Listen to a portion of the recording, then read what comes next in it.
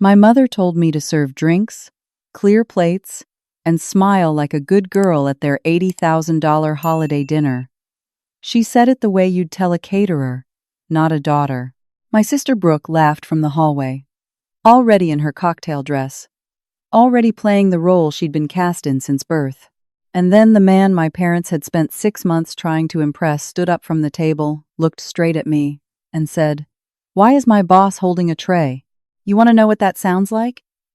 It sounds like every locked door in your chest swinging open at once. It sounds like a room full of people choking on the same silence."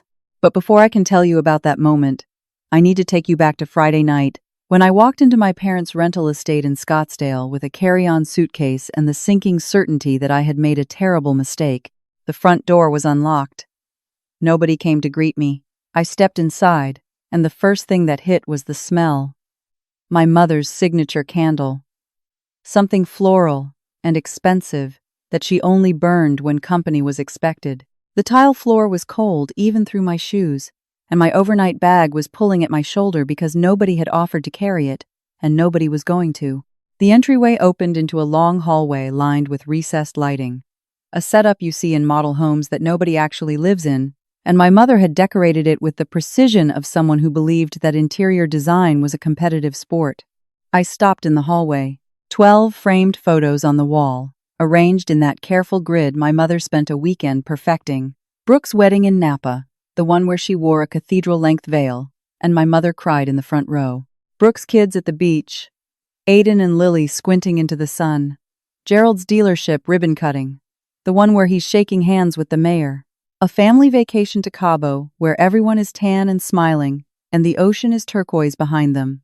And one photo of me, age 8, in the back row of a family reunion, partially cropped so that my left arm disappears off the edge of the frame. I stood there looking for the one with my name on it, and finding it in the corner, half gone. The glass over my face had a thin layer of dust. Brooke's wedding photo had been cleaned recently. I could tell by the streak marks from the Windex. My mother appeared from the kitchen, already in hostess mode, her voice pitched in that bright register she reserved for planning and directing. She did not hug me. She looked at my shoes, my hair, my bag, in that order, performing a quick inventory of everything that needed to be improved, and launched into logistics. "You're in the guest room. The small one. Not the one with the good bathroom. Brooke needs that one for the kids' stuff. Todd's not coming, but she still needs the space." She was already walking as she talked, expecting me to follow, her heels clicking a rhythm on the tile that I had been following since I could walk. "Tomorrow night is the dinner. A very important CEO is coming. Your father's been planning this for months. The dealership needs a technology contract, and this dinner could change everything for us." "What do you need me to do?" I asked, because that was the question I had been trained to ask in this house. The right question. The useful question. The question that turned me from a person into a tool. "I need you to help. Serve drinks. Clear plates. Keep things moving so your father can focus on the conversation. You want me to waitress. I want you to help your family, Kayla. Brooke is going to be socializing. She's good at that." My mother paused in the hallway and looked at me with an expression she probably intended as kind. "You're good at background things. You know what I mean? You're the reliable one." Reliable. The word sat on my tongue like a coin I'd been asked to hold but never spend. I had heard it my entire life. Kayla is reliable. Kayla is responsible. Kayla is the one who will handle it, whatever it is. While Brooke handles the being seen part. The word sounded like a compliment if you didn't look at it too closely. If you held it up to the light, it was an assignment. I carried my suitcase to the guest room myself. It used to be a storage closet before the renovation, and it still had the dimensions of one. A twin bed pushed against the wall, a nightstand with a lamp that buzzed faintly when you turned it on, a smoke detector on the ceiling, and a towel hook on the back of the door. Brooke's old room down the hall had framed photos on the walls, a queen bed with a down comforter, and a window facing the pool. This room had a window facing the AC unit, and if you stood on the bed, you could see a strip of desert and the roofline of the neighbor's house. I sat on the edge of the bed and looked at the Cartier watch on my wrist. Vintage, rectangular face, leather band I'd had replaced twice because I wore it every single day. I bought it the year Alder Analytics turned profitable, walked into a jeweler in downtown Portland on a rainy Tuesday afternoon, and paid for it myself with money I had earned by building something from nothing. My mother had seen it earlier, in the hallway, during her inspection of my appearance. She'd glanced at it and said, "That's cute. One of those online places?" I'd said nothing. She'd already moved on to discussing napkin arrangements. I'd flown from Portland for this. I'd closed my laptop in the middle of a board presentation, emailed my VP of engineering to reschedule our quarterly review, and driven to PDX in the rain with my suitcase in the back seat. I'd paid for my own flight, and my role tomorrow night was to carry trays at a dinner designed to impress a man who already answered to me. The house went quiet around 11. My father had fallen asleep in the living room watching golf, his reading glasses still on, the TV casting blue light across his face, and the half-finished scotch on the end table, leaving a ring on the coaster my mother would notice in the morning. My mother was in the master bedroom with the door closed, the thin line of light under the door telling me she was still awake, probably reviewing her seating chart or her outfit options or both. Brooke hadn't arrived yet. She was coming in the morning, always the one who showed up just in time for the fun part and never for the setup. I was in the guest room, staring at the ceiling, counting the bumps in the textured plaster like I used to as a kid when I couldn't sleep. When my throat went dry and I got up for water, Gerald's office was on the way to the kitchen. The door was open, the desk lamp still on, casting a warm circle of amber light across his papers.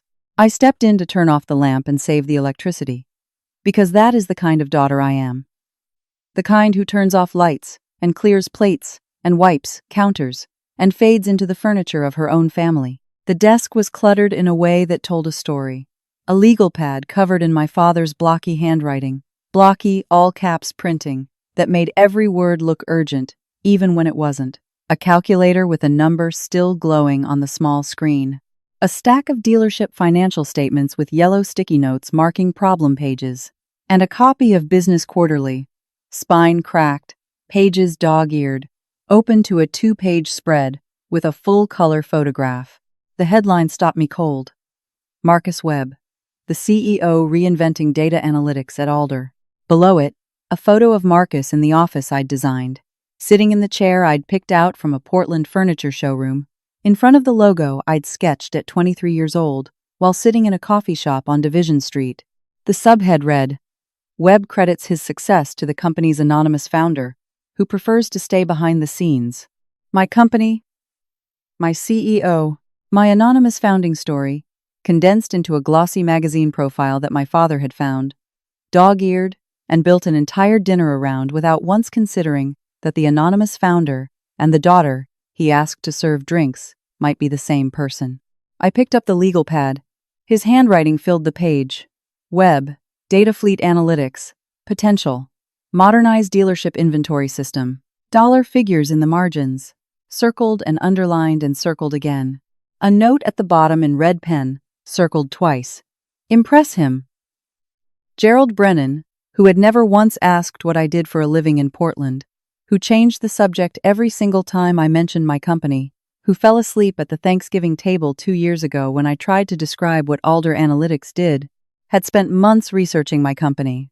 He had hired a caterer and rented an estate and planned an $80,000 dinner to court.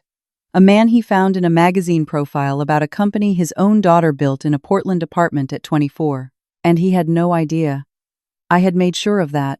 There was no founder page on Alder's website, no public bio, no headshot anywhere online.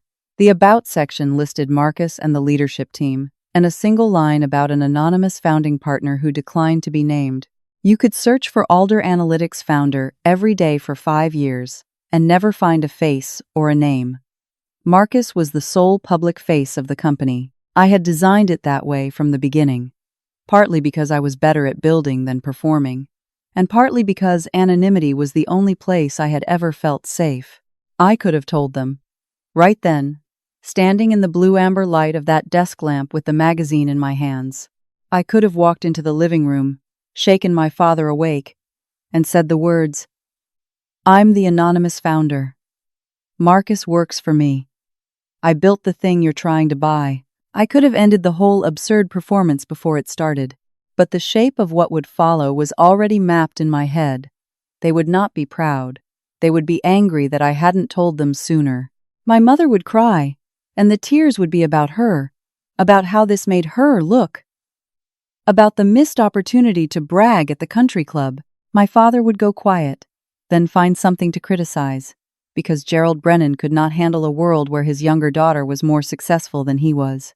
They would find a way to make my success about their failure to know about it, and my achievement would shrink to fit the same small frame they'd put me in since I was 8. I put the magazine back exactly as I'd found it, turned off the desk lamp, went back to bed. The watch on the nightstand ticked in the dark room, measuring time that my parents had never bothered to account for. Saturday was all preparation. My mother directed the setup like a campaign general, moving through the rented estate with a clipboard she'd actually printed and laminated, a document so detailed it included a timeline broken into 15-minute increments starting at noon. The good china, Gerald. Not the everyday ones. Move that table 6 inches to the left. No. Your left. Kayla. The napkins need to be folded into fans, not rectangles. Rectangles are lazy. I folded napkins into fans. I polished wine glasses with a cloth until they caught the light without a single streak. I arranged lilies and white roses in 3 crystal vases my mother had ordered from a florist in Old Town Scottsdale, whose name she dropped twice in 10 minutes. I steamed the tablecloth. I rearranged the centerpiece 4 times because each time my mother walked through the dining room, she found a new angle that displeased her. The house smelled like cleaning products and ambition. Brooke arrived mid-afternoon, 2 kids tumbling out of the back seat like they'd been fired from a cannon. Aiden ran straight for the pool. Lily stood in the driveway and screamed because her shoe came off. Brooke emerged in oversized sunglasses, carrying a garment bag and a tote that probably cost more than my first month's rent in Portland. "Can you watch them while I get ready?" she said, handing me Lily like a package. "You're not doing anything important." I watched the kids. I chased Aiden away from the pool twice. I got Lily a juice box and cleaned up the juice box when she threw it on the floor. I continued setting up the dining room with a toddler on my hip because Brooke was upstairs getting a blowout in the master bathroom, and my mother was too busy arranging place cards to notice that I was doing the work of 3 people while everyone else prepared to be admired. Gerald paced through the living room rehearsing his talking points, holding an index card in one hand and a scotch in the other, mispronouncing analytics as analytics and data-driven as data-droven. Each time he said it wrong, I bit the inside of my cheek hard enough to taste iron, because the correct pronunciation was a sound I'd heard 1,000 times in my own boardroom and could not correct without blowing open the entire secret. At 5 o'clock, Brooke came downstairs in a black cocktail dress, her hair in loose curls, looking like she was about to host a charity gala. She looked at my blouse and slacks and tilted her head. "Kayla, you're not wearing that, right? What's wrong with this?" My mother appeared behind her in a green silk blouse and gold earrings. "Honey, you're not a guest. You don't need to dress up. Actually, can you wear something dark so you blend in when you're serving?" 2 words that summarize 29 years of family policy in a single breath. I went upstairs and changed into a dark navy blouse, the plainest thing I'd packed. I stood in front of the narrow mirror in the guest room, looking at myself in clothes my mother had approved because they would make me invisible. And the Cartier watch on my wrist caught the bathroom light, throwing a small, bright flash across the bare wall. I could have texted Marcus. "Don't come. I'll handle the contracts separately. We can set up a meeting through normal channels next week." My thumb hovered over his contact in my phone. Curiosity and anger held me in that room. I needed to see what happened when the 2 halves of my life crashed into each other. I put the phone down. I buttoned the blouse. I went downstairs. The doorbell rang at 7. Everything about the next 3 minutes was choreographed, whether my mother knew it or not. Diane's gasp of delight, practiced to sound spontaneous, a sharp intake of breath she'd been performing for real estate clients and country club acquaintances for 30 years. Gerald straightening his tie in the hallway mirror, adjusting the knot twice, pulling down his vest. Brooke positioning herself by the fireplace with a champagne flute, angled so the light caught her earrings and her collarbone and her perfect blowout. And me, standing beside the bar cart in my dark navy blouse, holding a silver tray of champagne glasses, watching the front door open from the servant's position. My family had assigned me since I was old enough to carry dishes. Marcus Webb walked in wearing a charcoal suit, no tie, the collar of his shirt open. He carried himself with steady authority and nothing to prove. Gerald was at the door first, grabbing Marcus's hand with both of his, pulling him in with the grip of a man trying to close a deal before the conversation even started. "Mr. Webb, we are just thrilled to have you. Just thrilled." My mother floated up behind Gerald, all warmth and polish and expensive perfume. "Marcus, please, come in. Come in. We have been looking forward to this for weeks." Brooke crossed the room with her hand extended, her smile warm and practiced, her cocktail dress catching the candlelight. Marcus shook hands, nodded, said all the right things about the house and the drive from the hotel and how kind they were to host him. He scanned the room, mapping the people, the exits, the dynamics, the thing in the room that didn't belong. His eyes found me. The recognition landed in his face like a door slamming. His brow shifted. His jaw went tight.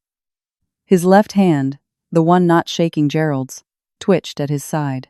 He opened his mouth, and I gave the smallest head shake I could manage. A twitch, barely a movement. He closed his mouth.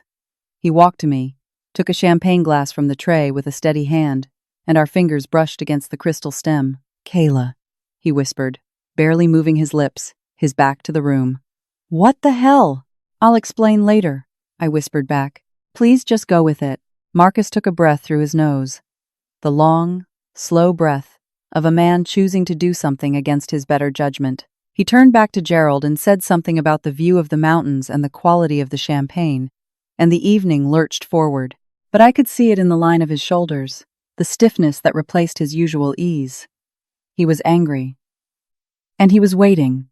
Diane pulled me aside near the kitchen entrance as the men settled into the living room. "Don't hover," she said. "Let your father handle the business talk. Just keep the drinks flowing and stay out of the way." "You didn't introduce me." She waved her hand. "Marcus is here for Gerald. He doesn't need to know everyone." "Oh, and Kayla? When you clear the appetizer plates, do it from the left side, not the right. It's more elegant." I carried the tray to the kitchen and set it on the cool granite counter. My hands were shaking, a fine vibration that ran from my wrists to my fingertips, and I pressed my palms flat against the stone until it stopped. Through the doorway, my mother's laugh rose, bright and calculated, above the murmur of Gerald's opening pitch. Marcus's voice was measured and careful, giving nothing away. Two worlds sitting in the same living room, and I was the only person who could see both of them. Dinner was 5 courses, each one timed and plated by a caterer who treated the rented kitchen like an operating theater. The $80,000 budget covered all of it: the estate, the caterer, the wine Gerald had selected by Googling impressive wines for business dinner, the flowers, and the centerpiece my mother kept adjusting between courses, as if the angle of a hydrangea arrangement might determine the fate of the dealership. I served. I cleared plates. I refilled wine glasses, leaning in from the left side because my mother was watching, and elegance was apparently measured in the direction you reached across a table. I moved around the dining room like a shadow in my dark blouse, and my family barely registered my presence, which was exactly what my mother had designed. At one point, between the soup course and the salad, Diane looked at me and mouthed the word "smile." I smiled with my mouth. The rest of my face did whatever it wanted. Brooke, 2 glasses of Sancerre into the evening, started telling what she called funny family stories. Marcus had polished off his appetizer and was listening with the polite attentiveness of a man who bills $400 an hour for his time and knows when that time is being wasted. "Kayla was always the quiet one," Brooke said, swirling her glass, her loose curls brushing her collarbone. "The behind-the-scenes girl. She does this little computer thing up in Portland." She waved her hand like she was shooing away a fly. "What is it, Kay? IT support?" "Something like that," I said from behind the table, holding a bottle of wine like a prop in someone else's play. See? She can't even describe it. Brooke laughed. A bright, sharp sound, and turned to my mother. Mom, remember when she tried to explain it at Thanksgiving, and Dad fell asleep? Everyone laughed. My mother laughed with her whole body, tipping her head back, her gold earrings swinging. My father laughed with a short grunt and shook his head, the laugh of a man who barely remembered the moment but found it amusing anyway. Marcus did not laugh. He set his fork down on his plate with a precise, controlled movement, the tines aligned parallel to the knife, and that gesture was familiar from 100 meetings, the quiet signal that Marcus Webb had heard enough of something he did not like. Gerald, midway through the main course, launched into his pitch proper. He had prepared talking points on small note cards hidden under his napkin, and he read from them with the careful emphasis of a man who had rehearsed in front of a mirror until his wife told him to stop. We're envisioning a full data integration across all 14 dealerships, he said, pronouncing integration with exaggerated care. A complete overhaul of our inventory analytics, real-time fleet tracking, customer behavior modeling, the whole 9 yards. Marcus was polite but surgical. He asked the questions that a person with deep knowledge of the product would ask, the questions that revealed the gaps in Gerald's understanding. Multi-location fleet analytics at that scale would require a custom build, Marcus said. Our standard package doesn't support 14 simultaneous feeds. You'd need a dedicated implementation team and board approval for a custom contract of that scope. Right, of course. Gerald nodded eagerly, scribbling something on his note card. And who approves those? The custom contracts. Marcus paused. His water glass was halfway to his mouth. His eyes shifted to me, standing behind the table with a wine bottle in my hand. And then back to Gerald. Our chairwoman. A beat. A full second of silence that meant everything and was heard by no one. Diane refilled Marcus's water glass. Brooke checked her phone under the table. Gerald wrote chairwoman on his note card and underlined it, and I stood there with a bottle of wine, watching my father pitch my own company's product back to me, stumbling over the name of the algorithm I'd written in a Portland apartment when I was 24, eating ramen 3 meals a day, and sleeping on a futon, and building something that none of them had ever once bothered to ask about. Dessert arrived and Brooke got worse. 2.5 glasses deep, her comedy routine expanded beyond family anecdotes and into the specific territory of my inadequacy. She told the story of my science fair, the state competition I won at 14. She won, like, the whole thing, Brooke said, gesturing with her dessert fork as if this were a charming footnote in a much more interesting story about herself. But nobody noticed, because it was the same weekend as my cheer banquet. We were so busy that year. She looked at my mother for validation. Diane laughed and put her hand on Marcus's arm, a gesture of conspiratorial warmth. We were. We had the banquet on Saturday, and then Sunday was the awards ceremony, and Gerald had that dealership open house. It was just impossible to do everything. But Kayla won, Marcus said. His voice was level, controlled, an even tone that people who didn't know him might mistake for polite interest. Oh, she did, Brooke said, flipping her curls over her shoulder. She's always been good at those little solo things. The quiet achievements nobody sees. She grinned at me from across the table, wine flushed and oblivious. Kayla's always been better in the kitchen than the boardroom. Haven't you, Kay? The table laughed. My mother laughed. Gerald chuckled and shook his head in that autopilot way he had when he was 3 scotches in and barely tracking the conversation. I stood behind them, holding a dessert plate with a slice of tiramisu that I had not been offered, wearing a blouse my mother chose so I would disappear, and the woman who designed the analytical platform that generated $40 million in revenue last year was being described by her own sister as someone who was better in the kitchen. Marcus looked at me across the table. What kind of tech work do you do, Kayla? He asked, his voice cutting through Brooke's laughter like a blade through paper. Before I could answer, Diane leaned forward and placed her hand on the table between Marcus and me, a physical barrier. Oh, Marcus, don't bother her with shop talk. She's not the business mind in the family. Gerald is the one you want to talk to about all of that. I'd still like to hear from Kayla. Everyone looked at me. The room went quiet for a beat. And in that beat, I could have said everything. I could have set down the dessert plate and told the truth and watched the walls come down. Instead, I said, I work with data. Analytics platforms. It's a small operation. Brooke snorted. She means she stares at spreadsheets. Marcus looked at me, and his expression said, clear as a billboard. How long are you going to do this? I looked away. I took the dessert plate back to the kitchen and stood at the counter and braced both hands on the countertop. And the shaking was worse this time.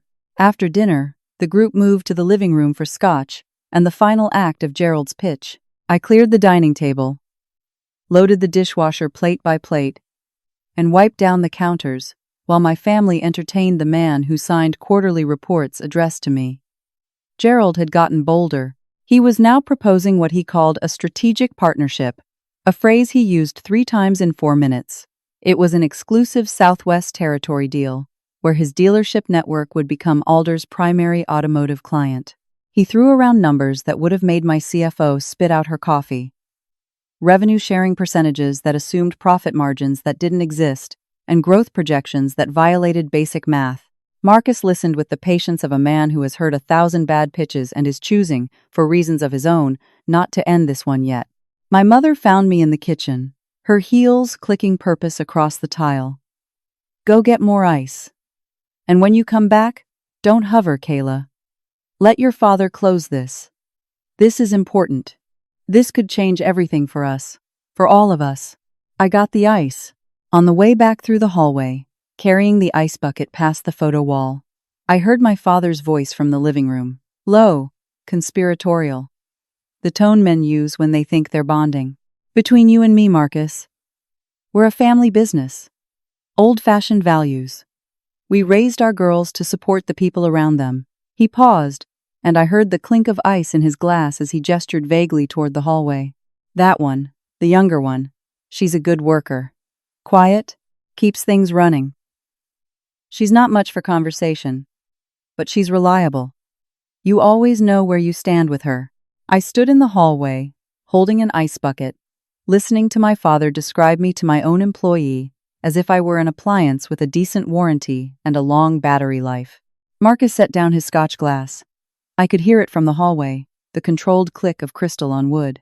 I was in the kitchen washing a glass I had already washed twice, the hot water scalding my fingers, when Marcus pushed through the swinging door. His jacket was off. His sleeves were rolled to the forearm. The performance face, the gracious guest mask he'd been wearing all evening, was gone.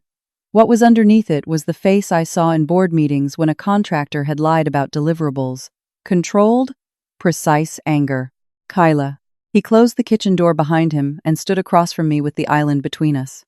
What is happening here? I told you. I'll explain later. It is later. Your father just told me you're not much for conversation. Your mother introduced you as just Kayla.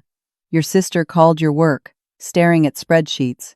And you are standing in a brooding kitchen at midnight, washing dishes at a dinner that is supposed to court me. His voice dropped half a register. You are my boss. You founded the company. You built the core algorithm. You closed the Series B. You sit at the head of the boardroom table every quarter, and every person in that room listens when you talk. And tonight you have been serving drinks in a dark shirt, so you blend in. It's complicated. It's not complicated. Marcus leaned forward, both palms on the granite, his eyes level with mine. It's wrong. I can't sit in that room for one more minute watching your father pitch your own product to me while you carry trays. I can't listen to your sister call your life's work staring at spreadsheets and pretend I think that's funny. It's not professional. And it's not right, Kayla. Those people out there are treating you like the help. And you are standing here letting them. He was right. And the reason he was right was the part I had never spoken out loud to anyone. If I tell them, they won't be proud, Marcus. My voice came out smaller than I expected, and I hated the sound of it, the way it always shrank in this house. They'll be angry that I kept it from them. Money, contracts, introductions, a direct line to every favor they've been collecting in their heads since I was born. My phone number will become an ATM. And the one thing they will never, ever do is say the sentence I actually need to hear, which is, "We're sorry we missed it. We're sorry we didn't see you." That sentence is never going to come out of my mother's mouth. I have made my peace with that. Marcus was quiet for a long time. My father's voice carried faintly from the living room, still pitching, still performing, still selling a dream to a man who already worked for the daughter he couldn't be bothered to look at. "Then, I'll tell them myself," Marcus said. His voice was quiet and final, the voice he used for decisions that had already been made. "Tomorrow morning. Before I leave. Unless you stop me." He turned and walked out of the kitchen. I stood there with a wet glass in one hand and a dish towel in the other, water dripping onto the counter, and the walls of the 2 lives I had been managing for 5 years had cracked down the middle, and there was no more hiding, no more room to pretend. The guest room was dark. I sat on the twin bed, my back against the wall, still wearing the navy blouse my mother had selected for me. The bare walls pressed in. My phone screen was the only light in the room, and the blue glow it cast on the bare walls made the room look like the inside of an aquarium. 14 unread emails from work. A board summary waiting for my digital signature. A contract revision flagged urgent by General Counsel. A note from my VP of Engineering about onboarding a new enterprise client in Seattle. All of these people treated my opinion like it mattered. Every one of them used my name and waited for my answer, and built their quarterly plans around decisions I made in conference rooms where nobody asked me to carry a tray. And 6 hours ago, in this house, my mother told me to wear something dark, and my father told a stranger I was not much for conversation. I picked up my phone, opened a text thread with Marcus, and typed, "Don't say anything. I'll handle it." My thumb hovered over the blue send arrow. I deleted it, character by character. Typed again. "Tell them. Just tell them everything." Deleted that too. Typed, "I don't know what to do." Deleted it. Closed the app. Opened it again. Closed it. I put the phone face down on the nightstand and picked up the Cartier watch. Turned it over in my hands. The leather band was warm from being against my skin all day. On the back of the case, engraved in small block letters, "Build." A one-word reminder from the first person who looked at my mind and saw something worth investing in. I put the watch on. It was 2 in the morning. The AC unit outside the window hummed its low, steady drone. Scottsdale was dark beyond the glass, all desert and silence and sky. I was done with 2 versions of myself. I was done managing a smaller Kayla who existed only in this house, who carried trays and wore clothes she didn't choose, so that the people who raised her could maintain the fiction that she was furniture. Whatever happened in the morning was going to happen in daylight, and I was going to be standing in it wearing my own clothes. Morning came bright and dry and unforgiving, the sun punching through the blinds at an angle that made sleep impossible after 6. Diane was in the kitchen making brunch, humming something tuneless and upbeat, still riding the high of what she believed was a successful dinner. Gerald sat at the table with the newspaper flat in front of him and a cup of coffee going cold, composing follow-up talking points in his head, occasionally murmuring fragments out loud. Strategic alignment, mutual benefit, data-driven growth. Brooke was at the counter feeding Aiden and Lily cereal out of matching bowls, scrolling Instagram with her free hand, liking posts while Lily threw Cheerios on the floor. I came downstairs in my own clothes. My Portland clothes. Dark jeans, a white linen shirt, the boots I wore to board meetings. The Cartier watch on my wrist, visible, deliberate, catching the morning light that poured through the kitchen windows. My hair was down. My face was mine. My mother looked up from the stove, a spatula in one hand, and her eyes traveled from my boots to my jeans to my shirt to the watch. Her mouth opened to say something about the outfit, something about the dress code she had assigned me, and I spoke before she could. Marcus texted, "He wants to have a conversation this morning. before he heads to the airport. The shift in the kitchen was immediate and total. Gerald set down the newspaper. Diane turned off the burner and gripped the spatula like a baton. Brooke put down her phone. Marcus Webb wanting to continue the conversation was the best possible signal in their minds. Confirmation that the dinner had worked, that Gerald's pitch had landed, that the deal was alive. Gerald stood up and straightened the collar of his polo shirt. Marcus arrived at 10. He parked in the driveway, knocked on the front door, shook Gerald's hand with a firm single pump. He nodded to Diane. He said good morning to Brooke. He sat at the kitchen table, accepted a cup of coffee, and looked at me. I was standing by the counter, because nobody had pulled out a chair for me. Because nobody in this room had updated their idea of me yet. Marcus looked at me, and I gave him a nod. A real one, nothing tentative or pleading about it. A decision. Gerald had prepared a folder. He slid it across the table to Marcus with both hands, and I could see the cover page from where I stood. Brennan Automotive Group. A strategic proposal for Alder Analytics, printed in bold Times New Roman with clip art of a handshake in the corner. Inside were printed projections with hand-drawn charts, revenue targets that assumed a growth rate 3 times higher than industry standard, and a partnership proposal. Gerald had clearly stayed up late writing. "I've been thinking about this all night," Gerald said, leaning forward with both elbows on the table.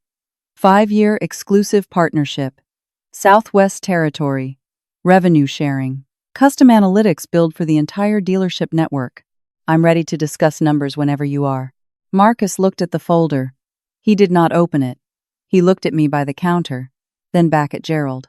When he spoke, his voice was the boardroom voice, calm and clear. The one that preceded contract negotiations and exit conversations and decisions that changed the direction of companies. "Gerald, before we go any further, I need to ask you something." He folded his hands on the table. "The woman standing by your counter right now, what does she do for a living?" Gerald blinked. His smile faltered, confused by the detour. "Kayla?" He glanced at me over his shoulder, annoyed, as if I had somehow inserted myself into a conversation I was not invited to simply by existing in my own parents' kitchen. "She does some kind of computer work, tech support or data entry or something." "Kayla, what do you call it?" I stepped forward from the counter. My hands were steady. My voice, when it came, was the voice I used in my own boardroom, the one that filled conference rooms and closed deals and made people write things down. I run a data analytics company called Alder Analytics. I founded it 5 years ago with a $50,000 angel investment from a college professor who believed in me. The company generates $40 million in annual revenue. Marcus is my CEO. I am the chairwoman of the board. He reports to me. The words entered the room and the room stopped. Diane's hand, reaching for the coffee pot, froze in midair.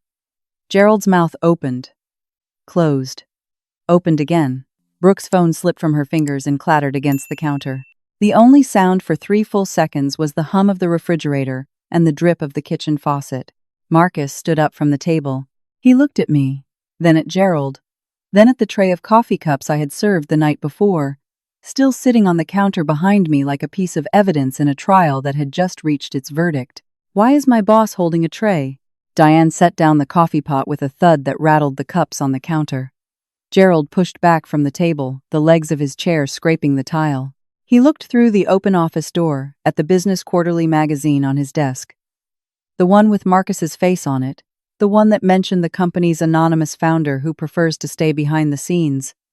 And then he looked back at me, and his face did something I had never seen it do in 29 years.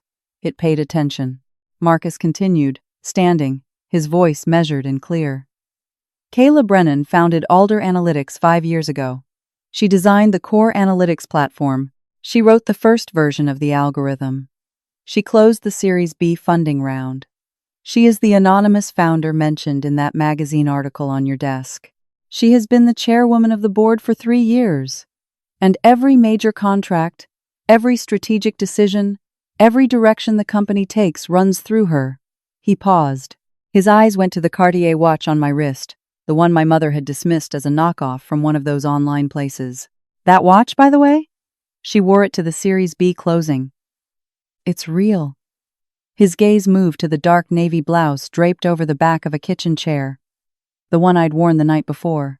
And last night, you had her serving champagne and told her to wear something dark so she would blend in. Gerald found his voice first. Kayla.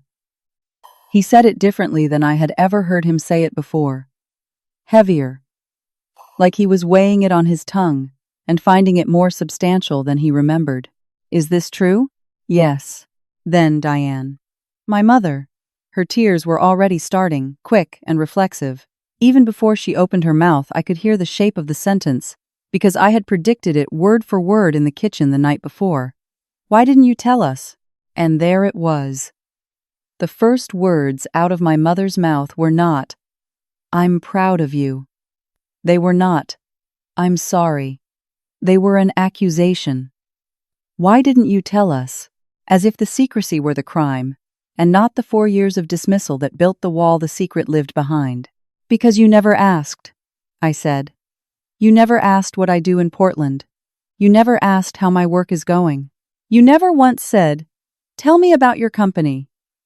You asked me to serve drinks and fold napkins and wear dark clothes. You introduced me as just Kayla.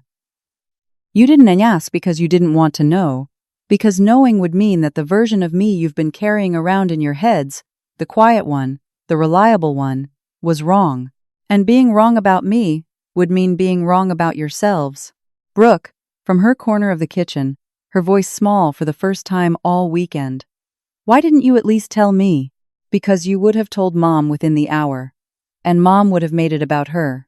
Diane flinched.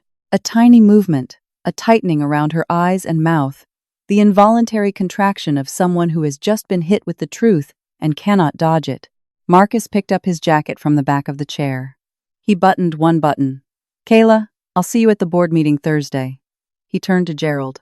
If you'd like to discuss a business relationship with Alder Analytics, you're welcome to reach out through our business development team. Your daughter can give you the contact information. He shook Gerald's hand once, firmly. He nodded to Diane, to Brooke. He walked out the front door. His rental car started in the driveway. The engine sound faded down the gravel drive, and then it was gone. And the silence it left behind was the loudest thing in the house. 4 Brennans stood in the kitchen. My mother was crying. These were not sorry tears. These were embarrassment tears.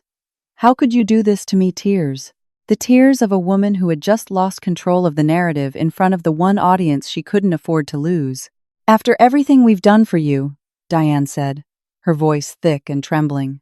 What have you done for me? I asked. My voice was steady. Boardroom steady. Specifically, Mom, name one thing from the last 10 years. We raised you, Kayla. You raised Brooke. You tolerated me. There's a difference. And every photo on that wall proves it. I went upstairs to get my suitcase. It was already packed. I had packed it that morning, before Marcus arrived, before the sun cleared the mountains. I carried it down the stairs, past the hallway, past the photo wall. 12 frames. Brooke's wedding. Brooke's kids. Gerald's ribbon cutting. And one photo of me, age 8, cropped at the edge, dusty glass. The same photo that greeted me when I walked through the door on Friday night. I stopped. I looked at it. I could have taken it down. I could have said something about what it meant, about the years of being cornered and edited to fit a frame that was never built for me. But the photo was just a photo, and the wall was just a wall, and the family was just a family that had looked at me for 29 years and seen whatever was easiest to see.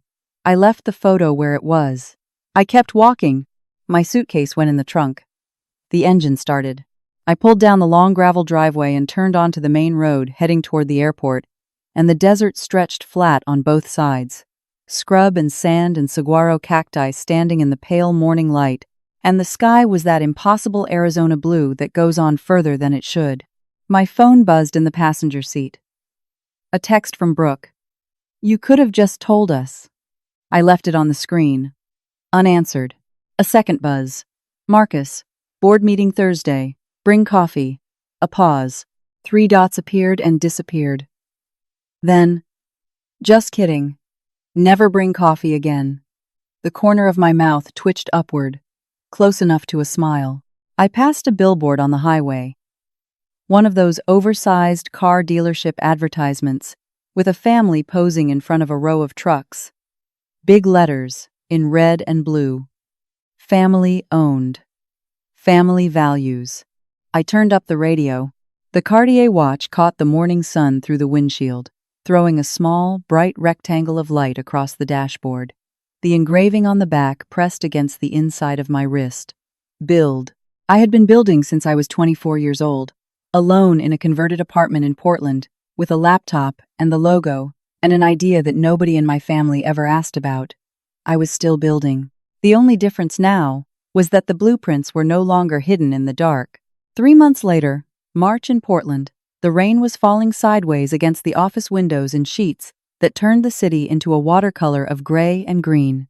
I was at my desk at Alder Analytics headquarters on the 4th floor, reviewing a contract for a new logistics client and drinking my second coffee of the afternoon, when my assistant Priya knocked twice on the glass door of my office. "There's someone in the lobby," she said, her voice carrying the caution she reserved for unexpected situations. "No appointment. He says he's your father." I set the contract down. I walked to the lobby. Gerald Brennan was standing under the Alder Analytics logo, looking up at the letters on the wall like he was reading a sign in a foreign language. He was wearing a sport jacket that hung loose on his frame, looser than the one he'd worn in December, as if the 3 months between then and now had whittled him down in ways that had nothing to do with diet. His hands were in his pockets. His hair was thinner. He looked older than 61. I brought him to my office, offered coffee. He took it with both hands, wrapping his fingers around the mug. He sat in the chair across from my desk, the same leather chair Marcus sat in during our weekly meetings, and he looked around the room slowly, tilting his head to take in each piece, like a tourist in a cathedral. "Long drive from Scottsdale," I said. 14 hours, he said. Stopped once in Bakersfield.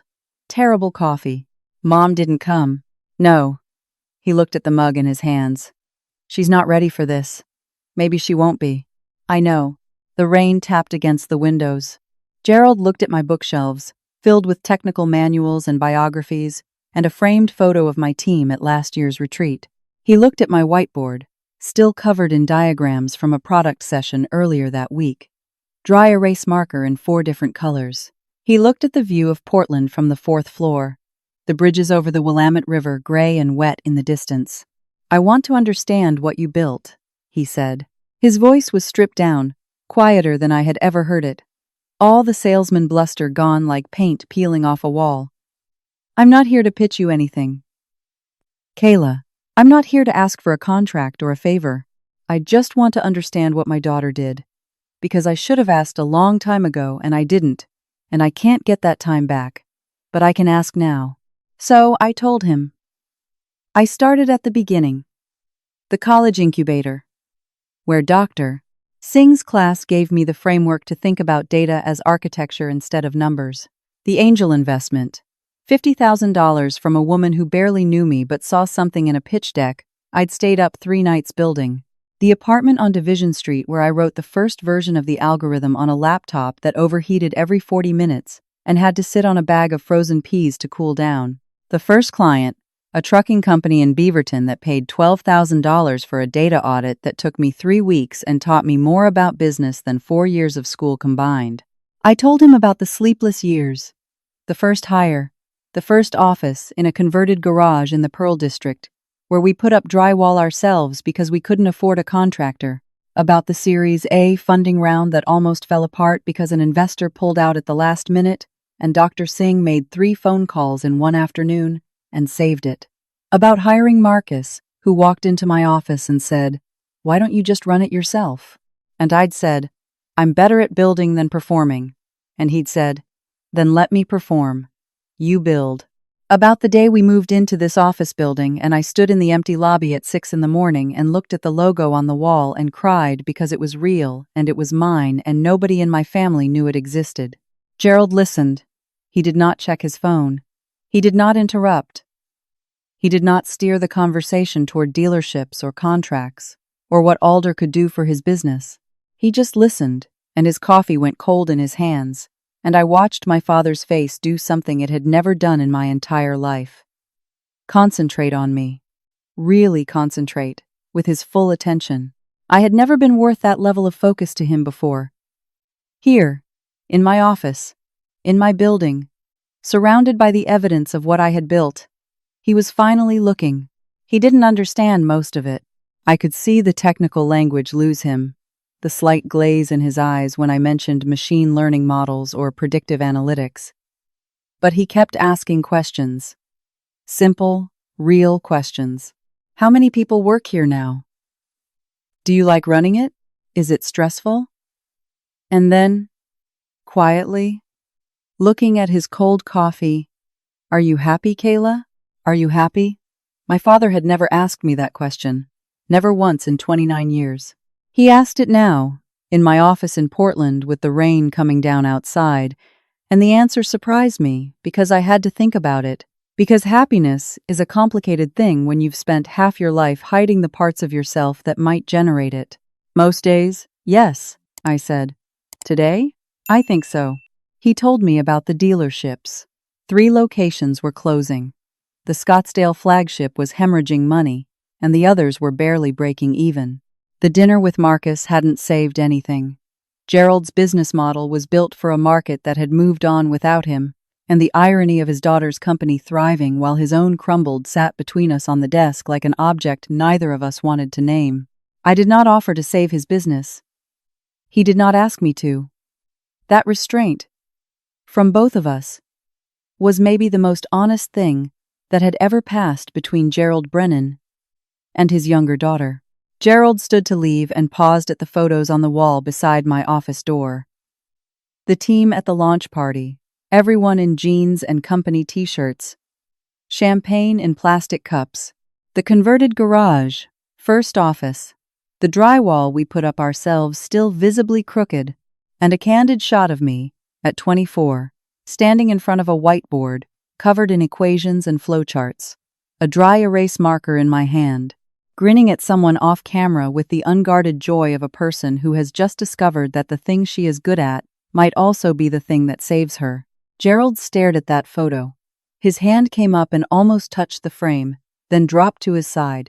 He stared at it the way I had stared at the photo wall in his house, scanning for something familiar, finding a daughter he did not recognize. "I didn't know any of this," he said. "I know," I said. His face showed something like regret. Recognition, maybe.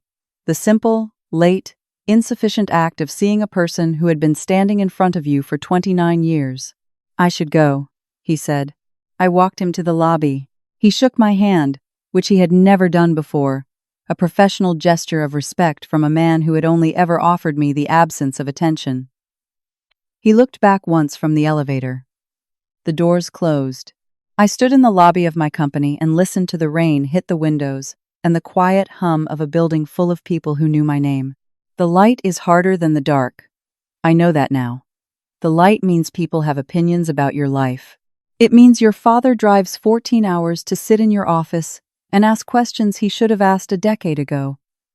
And you have to decide in real time whether that is beautiful or tragic or just late. It means your sister sends you a text that says you could have told us, and you have to sit with the fact that she is both wrong and a little bit right. And the space between those two things is where all the hurt lives. The thing about family isn't that they stop loving you. My mother loves me. My father loves me. I believe that the way I believe the sun will rise tomorrow, automatically and without any particular warmth. The problem is, they love the version of you that fits their story. Your mother needs a reliable one, so you become the reliable one. Your father needs a quiet one, so you go quiet. Your sister needs someone to be smaller than, so you shrink. And you do it because the word for that shrinking is loyalty. And loyalty is supposed to be a virtue. And nobody sits you down and explains that loyalty to a version of yourself that was never real is just a longer, slower way of disappearing. I still don't know if my mother will call. Some evenings, driving home from the office along Burnside, with the streetlights blurring in the rain on my windshield, I think she might. She might pick up the phone and say, "How are you, Kayla?" and mean it. Most days I think the phone will stay quiet. Sunday morning in Portland. Coffee in my kitchen, in my apartment, in a life I built with my own hands, and my own stubborn refusal to explain myself to people who never asked. Rain against the windows, the sound of the city stretching awake. I am not waiting for anyone to notice me.